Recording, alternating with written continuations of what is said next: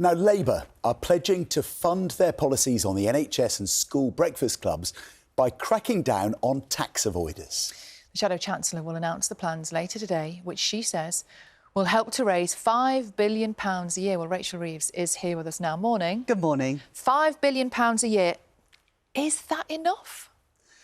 Well, the tax gap at the moment between what we should bring in tax and what is actually brought in is around £36 billion. But the head of the National Audit Office said that it is reasonable, if you properly resource His Majesty's Revenue and Customs, to bring in an additional £6 billion. And we're determined to do that. The government have said they can bring in another billion. We think, let's bring in the whole £6 billion, because we know public services are on their knees, and we will use that money for 2 million additional appointments every year to clear the backlog on the hospital waiting lists, to have breakfast clubs at all primary schools, and also those emergency dental appointments, which are so important, especially with the number of kids who have never seen a dentist. So this is to fund what I believe are the nation's priorities by cracking down on tax avoidance and making sure that the tax code is properly complied with. And in order to do that, you're suggesting that you will put more bodies basically doing the work to make the system more efficient. That's not going to happen quickly, is it? That could take years. You can ramp it up, actually, pretty quickly. At the start, you might need to bring in some extra resource, but then you need to train people up within the government to do this work. But this isn't rocket science. Previous governments have managed to close that tax gap, that it's called. The last Labour government did it, and actually the coalition government, the Conservative-led coalition government, did it. But the government have taken its eye off the ball on this, and as a result, last year alone, the tax gap increased by £5 billion. That's £5 billion that could have gone into our frontline public services, but didn't, because the government aren't working hard enough to make sure that everyone pays their fair share of tax. Just to say one thing, the latest tax gap we have here is 4.8%, so that's quite low by historical standards, but actually it was 7.5 in 2005 when Labour were in power. Yes, and we managed to bring it down. It then fell further under the coalition government, but last year alone, the tax gap increased by £5 billion. And that is money. You know, when everyone else is seeing their tax go up, council tax going up, the tax thresholds frozen, so more people being dragged into paying tax, it is right then that we make sure that everybody who should be paying tax is paying tax. And one of the specific things that we're announcing today is that the government's plans that they announced in March about non-DOMs, they said they were taking our policy. Well, it turns out they've taken it but left a load of loopholes in it. And so if you are a non-DOM, you can still get out of paying inheritance tax. And in the first year of their policy, there's a 50% discount.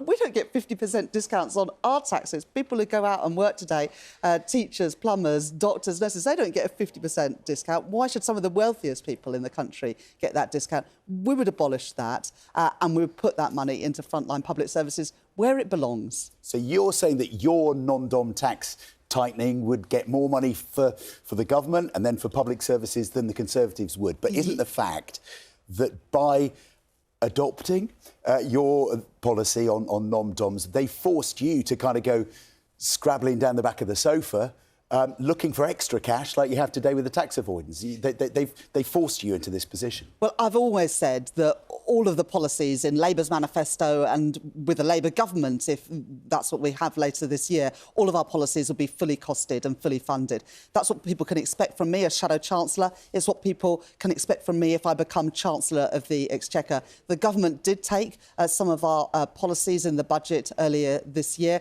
They say that invitation is the sincerest form of flattery, so that's fine with me. I then had to go away in an orderly fashion, go through all the government documents and make sure our flagship policies around cutting NHS waiting lists, breakfast clubs at primary schools, emergency dental appointments, that those policies are still costed and funded. I'm announcing how we're doing that today with a crackdown on tax avoidance, but also strengthening the rules, ensuring that non-DOMs are paying their fair share of tax in the place that they make their home, Britain. It must be awkward for you, though, coming on to talk about tax avoidance when at the same time Labour's deputy leader, Angela Rayner, is still facing questions about whether she paid the right amount of tax over the sale of her council home back in, 2015. We should say she insists she's done absolutely nothing wrong, but, you know, the police are still looking at this and their decision-making in the past. That is a distraction, isn't it? And could continue to be a distraction when you talk about tax. Well, Angela's answered questions about this in quite some detail, and she's also sought additional tax and legal advice. And she is confident, I am confident, that she has paid the tax that was owed. But all this is from a decade ago, the living arrangements with her and her ex-husband before she was a Member of Parliament. This is about what a Labour government would do if we are elected later this year to bring in billions of pounds to properly fund our frontline public services. And I think that's what people want to know, whether Labour are serious about funding our public services and ensuring people pay their fair share of tax. I am determined to do both of those things. But how confident are you that this particular issue is actually over? Well, look, Angela is a good friend and a colleague of mine, and I have full faith and trust in her. She has answered questions about this, and I've confidence that, 10 years ago, she paid the right amount of tax when she sold her home. Talking about what you do with the money that comes in, The Guardian this morning are saying that you and Keir Starmer are being urged to resurrect the Sure Start scheme, which lots of people will remember Gordon Brown and Tony Blair implementing to help poorer families. Is that something that you're prepared to consider? Well, one of the things that the money that I've said that we will raise by tackling tax avoidance and cracking down on non-DOMs is to fund free breakfast clubs in all primary schools. But that would only be part of Sure Start, wasn't it? That was a much more comprehensive strategy. Yes, and it was a fantastic thing that helped many mums get back to work, particularly mums, but dads as well. And gave good children. Could it be again? Look, it was a fantastic scheme. By the time I had my children, it had already been got rid of by the Conservative government. But I know it made a big difference to the lives of very many people. There are lots of things that I would like to do, but I will always make sure our policies are fully costed and fully funded. And the breakfast clubs that we will fund will make a big difference to make sure that all children have a good start to the day and parents can take on more hours at work. Could we see that phrase, Sure Start, in your manifesto? Well, look, let's see when the manifesto is published. Bridget Phillipson, our Shadow Education Secretary, is absolutely committed to having a comprehensive package around childcare, because we know it's about ensuring kids get a good start to life, and it's about ensuring more mums and dads can take on work and support their families. Childcare is a massive cost. All of us that are mums and dads know that, and we want to make it a bit easier for mums and dads to balance being good parents but also taking on work. We have talked about childcare on this programme quite recently in a lot of detail. What you say there are a lot of things you'd like to do. What would you like to do about childcare? Well, look, the breakfast clubs is a sort of a down payment on that. Other than that, you say there's a lot of things you'd like to do, but you haven't said what they are. We know we're talking about breakfast clubs today. What's the next thing? Well, look, I've always got to say that everything will be fully costed and fully funded. And I'm not going to start announcing policies without saying where the money's going to come from. But today, well, no, look, today, what we are setting out with all the money behind it is 2 million additional appointments in the NHS a year, 700,000 emergency dental appointments, as well as those free breakfast clubs for children of primary school age. We talked a lot about tax, haven't we? And one of the things, if you talk to, we talk to friends, family, a lot of people say, working people would say they would be happy to pay a bit more tax if the roads didn't have so many potholes, if their elderly parent could get a bed when they needed it as an emergency in hospital, if they could get a GP appointment. What do you say to those people who say, well, I wouldn't mind paying a bit more tax? You're focusing on very, very wealthy people here, but what about the workers who say that? Well, look, we are still in the middle of a cost of living crisis, and the tax burden on working people is at a 70-year high.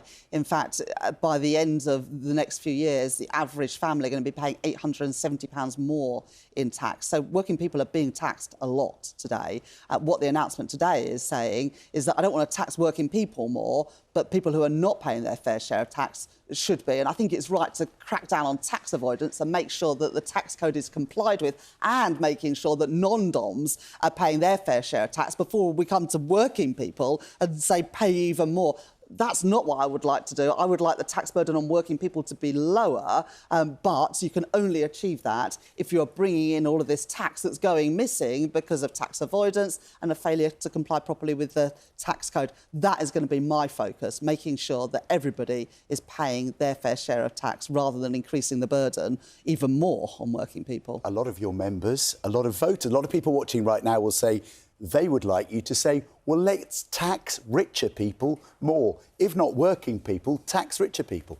Well, look, non-doms are some of the wealthiest people in this I'm country. not talking about people who are not paying at the moment. I'm talking about, income tax on UK residents, richer people. No, that's not my priority. My priority is people making are saying sure... it could be, should be. Well, they'll have a chance to express their views at the ballot box, but this is about ensuring that those with the broadest shoulders are paying their fair share of tax and making sure that people who make their home in Britain pay their taxes here. That's a very important principle.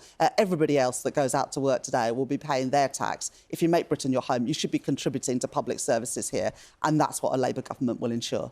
Rachel Reeves, great to have you here on The Sofa. Thank you so much for joining us. Thank you. Thank you.